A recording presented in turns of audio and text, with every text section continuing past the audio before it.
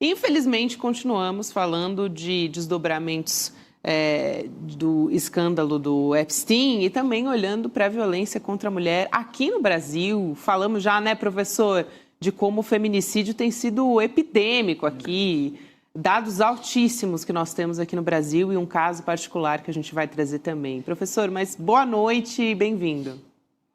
Boa noite, Gabi. Boa noite, Chico. Boa noite, Rodrigo. Vamos lá. Boa noite. Vamos lá, professor. Tem um caso, pessoal, que a gente vai conversar, que aconteceu em Itumbiara, no sul de Goiás. Itumbiara, aliás, né? Itumbiara.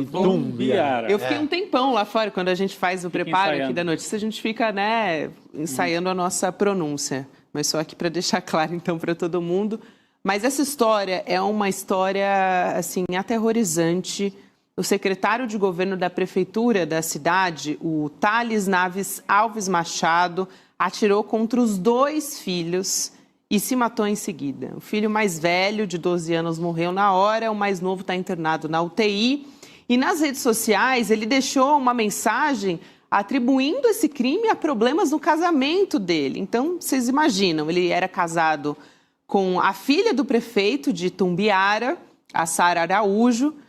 E, professor, é assim, realmente é um caso, claro, que a gente traz aqui, que envolve alguém que ali na cidade regionalmente tinha alguma visibilidade, mas é um crime que, infelizmente, muitas mulheres, muitas famílias estão sujeitas a isso o tempo inteiro. A consequência para os filhos é algo, assim, é sempre...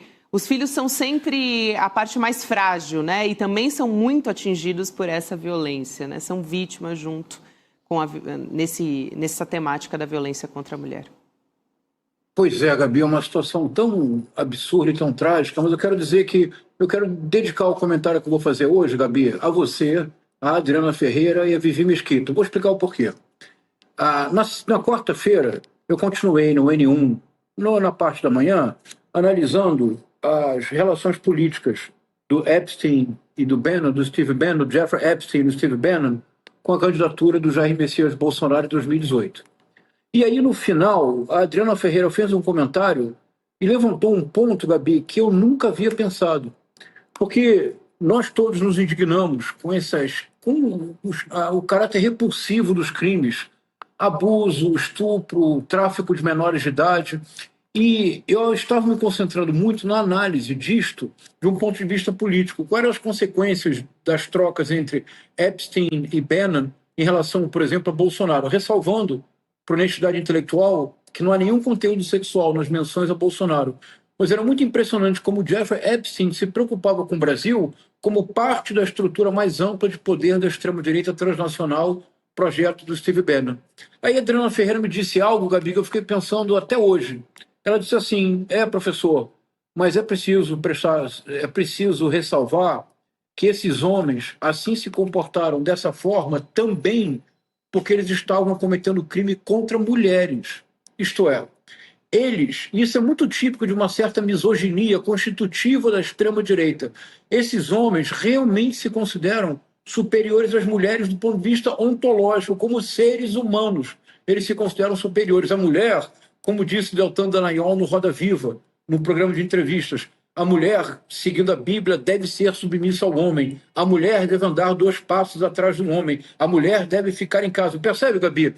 Eu não tinha me dado conta, montando essa arquitetura política do Epstein, Bannon e Bolsonaro, eu não tinha me dado conta de um ponto fundamental que a Adriana Ferreira mencionou. É que nós não podemos esquecer que isso só acontece porque esses homens se atribuem superioridade em relação às mulheres. O que este ex-secretário fez é algo tão absolutamente ignóbil, abjeto. Gabi, um filho já está morto, o outro está na UTI, e ele o fez, nós todos sabemos, Chico, Rodrigo, nós sabemos, ele o fez para punir a ex-esposa, ele o fez para que esta mulher carregue consigo a vida inteira uma culpa, a culpa da morte dos filhos, que não é responsabilidade dela. Para você perceber o grau de perversidade de um ato desse. Uma pessoa retira a vida dos filhos. E os meninos eram lindos, Gabi, de 12, de 8 anos, com uma vida pela frente. Um homem só faz isso quando ele realmente se considera superior do ponto de vista ontológico à mulher. Então, é preciso, eu vou começar a prestar mais atenção, Gabi, que a extrema-direita, o bolsonarismo, não é que eles criaram a misoginia. Isso eu aprendi com uma colega minha, Chico. Eu comentei com uma colega minha, uma professora titular de literatura brasileira da UERJ, grande conhecedora de literatura brasileira contemporânea, uma fã sua, Chico, a professora Giovanna De Altri. E eu comentei com ela, falei, Giovanna, é impressionante como o bolsonarismo estimula a misoginia. Gabi, ela me disse uma frase que eu fiquei tão impressionado que eu publiquei um livro e pedi para ela escrever um texto. Ela falou, não, João, não é assim não, é o contrário. É a misoginia dominante, naturalizada, que permite movimentos como o bolsonarismo. Percebe, Gabi, o que eu estou dizendo? Exatamente. É que o seu olhar, o olhar da Adriana Ferreira, o olhar da Vivi Mesquita, o olhar da Giovanna De Altri, são olhares que eu não possuo porque eu não vivo essa opressão que vocês vivem de gênero. Então, o que me impressionou muito na fala da Adriana, e eu queria trazer isso para a nossa discussão e dedicar a vocês, é que, em muitos casos, Rodrigo, o que nós temos que fazer é escutar. Escutar com muita atenção e compreender que na fala do outro há uma perspectiva que não é a nossa, e isso nos enriquece. Eu considero, Gabi, que a minha perspectiva agora sobre os arquivos Epstein que eu estou lendo é uma perspectiva que já é enriquecida pela observação da Adriana. Eu também, professor, agradeço e também quero fazer essa referência aqui à Adriana Ferreira, à Vivi Mesquita, que também escreveu um artigo importantíssimo, muito forte, que virou uma videocoluna também nas nossas redes sociais a respeito desse caso. A Adriana também falou uma coisa no N1 essa semana que me deixou pensando, que foi que é a única condenada nesse caso que está presa, que é uma mulher, que é a ex-namorada do Epstein, a Ghislaine Maxwell. Eu me pergunto onde estão os homens envolvidos nesse caso, né, professor? Que é um caso com uma teia imensa, enfim, com agentes, agenciadores em tantos países. Onde é que estão os homens envolvidos nessa história também? Eu achei, assim, importantíssima essa observação que a Adriana fez no N1 essa semana. Os homens, um virou presidente dos Estados Unidos. Os editores, assim, eu tenho pensado muito pela questão jornalística, quantos editores, além de não dar as matérias de mulheres que tinham sido já vítimas, eles esconderam e deram matérias favoráveis. O Epstein virou um grande Gatsby mesmo, de Nova York. Era um magnata exótico. Ele era tratado assim, todas as grandes revistas certo charme, de Nova York, sim. O cara que incentiva as artes, o cara, mesmo com jovens artistas já tendo sido massacradas por ele. As vozes delas não ecoavam.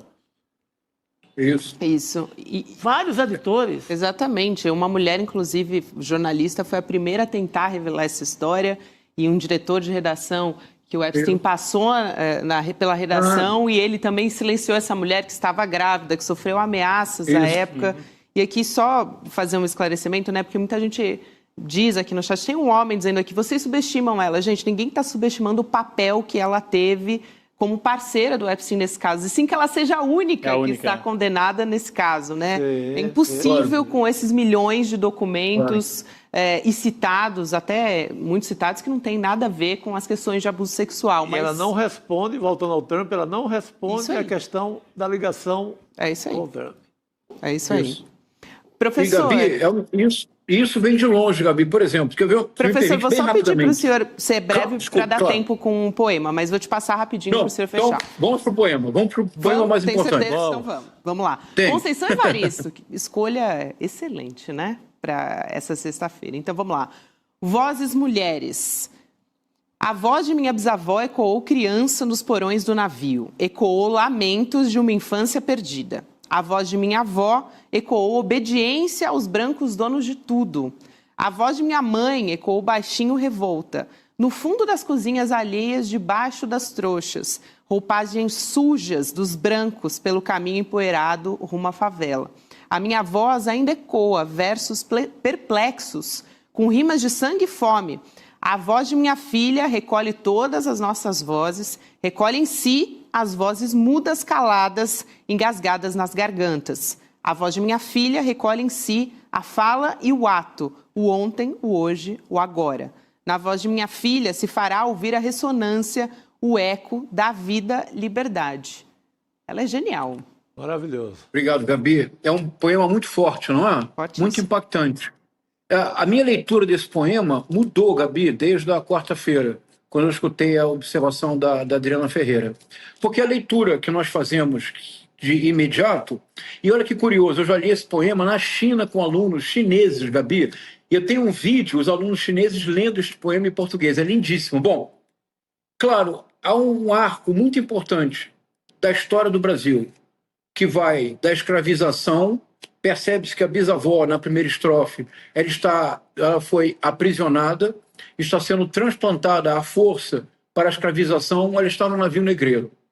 Depois, a avó é escravizada também, por isso ela tem que ter obediência aos brancos, que são donos de tudo, sobretudo dela, sobretudo do seu corpo. A mãe, já agora, ao que o poema sugere, tem o famoso trabalho da continuidade da senzala, que é a doméstica, como se dizia antigamente. E é um romance da literatura brasileira contemporânea, da Eliana Alves Cruz, chamado Solitária, Gabi, que trata exatamente dessa circunstância, do fato do famoso quarto de empregada da arquitetura brasileira, é uma senzala incrustada num apartamento. O quarto de empregada vem depois da cozinha, depois da dependência, é como se fosse um fora da casa, como se já não pertencesse à casa. E há quartos de empregada, Gabi, que não tem ventilação, e há quartos de empregada, Rodrigo, acredite, eu vi isso em Copacabana, há quartos de empregada que a porta fecha por fora. Ou seja, a patroa tranca a porta e abre de manhã. É uma coisa absolutamente insana. Solitária é o romance da Eliana Alves Cruz, que trata dessa constelação de problemas. Chega a vez dela, da poeta, da escritora, daquela que tornou tudo isso escrevivência, como diz a Conceição Evaristo. E a voz dela, Gabi, ainda ecoa versos perplexos, com rimas de sangue e fome, ou seja, uma marca muito concreta, uma literatura muito empenhada em denunciar esse passado. Agora, do processo da aprisionamento, escravização, libertação, chega um instante supremo, o instante mais importante, que é o da liberdade, que é a voz da filha, Gabi, que reúne todas as experiências da ancestralidade, e é a voz da filha que agora escreverá com os ecos da vida e liberdade. A filha, se quiser, escreverá sobre o que ela quiser. E se ela desejar, ela também poderá escrever versos com rimas de sangue e fome, mas não necessariamente ela terá liberdade para tratar exatamente dos temas e das abordagens que ela desejar. Há, portanto, esse percurso, esse arco de toda a história do Brasil, Gabi, do aprisionamento, do transplante forçado, da escravização, da libertação, da liberdade. E eu sempre li esse poema dessa forma. Mas, Gabi, desde a quarta-feira de manhã, depois de escutar a Adriana Ferreira, Rodrigo e Chico, eu acrescentei uma dimensão ao poema que não tinha me ocorrido de maneira tão clara, Gabi. É que, se o poema evidentemente trata de um momento terrível da história brasileira, do verdadeiro dilema brasileiro que ainda hoje persiste, que são as marcas da escravidão, que não terminaram no 13 de maio de 1888. Gabi, essas marcas da escravidão, a própria experiência terrível da escravidão, que é a experiência que rompe com o elemento mínimo da dignidade humana, que é o habeas corpus. Porque o escravizado, o primeiro que ele perde é o direito ao próprio corpo. O corpo já não lhe pertence. Mas, Gabi, se essa já é uma circunstância terrível, em qualquer ângulo que se veja, se você é mulher, Gabi, é muito pior, não é? Se você é mulher e não tem direito mínimo ao seu próprio corpo, os abusos são muito maiores, são muito mais continuados, são muito mais frequentes e permanecem ainda hoje. O feminicídio, que tem tido essa explosão tão terrível no Brasil, circunstâncias em que nós vemos que nós não conseguimos escutar as mulheres, Chico, nós não conseguimos escutar. Então, Gabi, este poema tem uma dimensão que só me dei conta quando eu escutei com cuidado a Adriana. É que, além de tudo que nós já sabemos da escravização e do que esse poema representa, há uma dimensão desse período que para as mulheres foi ainda mais dolorosa do que para todos os outros. Por isso, a voz da filha, que é a convergência, tem a promessa, a utopia de uma vida, liberdade. não apenas da escravização, mas da misoginia, do machismo, da ideia que domina os homens de que de alguma forma somos superiores a vocês.